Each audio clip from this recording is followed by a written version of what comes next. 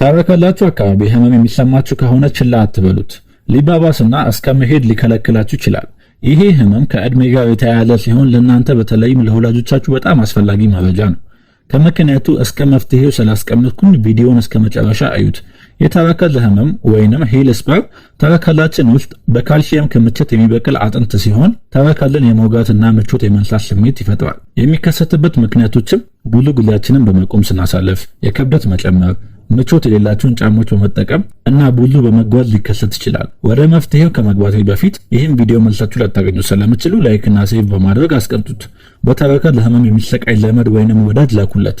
3 መፍትሄዎችን ያስቀመጥኩኝ ሲሆን አንደኛው ቀዝቃዛ በረዶ ወይንም ፎጣ ህመም የሚሰማችሁ ቦታ ላይ ተጭናችሁ መያዝ ሲሆን፣ ሁለተኛው ኮምፈርት ሶሎችን በምንጠቀማቸው ጫማዎች ውስጥ በሙሉ መጠቀም ነው። ያም ተረከዛችን መሬት እንዳያገኘውና በምቾት እንድንንቀሳቀስ ይረዳናል። ሶስተኛ ላይ ያስቀመጥኩት ቀለል ያለ ስፖርት ሲሆን በምስሉ ላይ የምትመለከቱትን ስፖርት በየቀኑ ለ10 ደቂቃ በማድረግ መስራት ትችላላችሁ። የምሰራቸው ቪዲዮዎችን ከወደዳችሁ ሌሎችም የሰራኋቸው ብዙ ጠቃሚ ህክምናዎች ስላሉ ገብታችሁ መረጃው ስዱባቸው።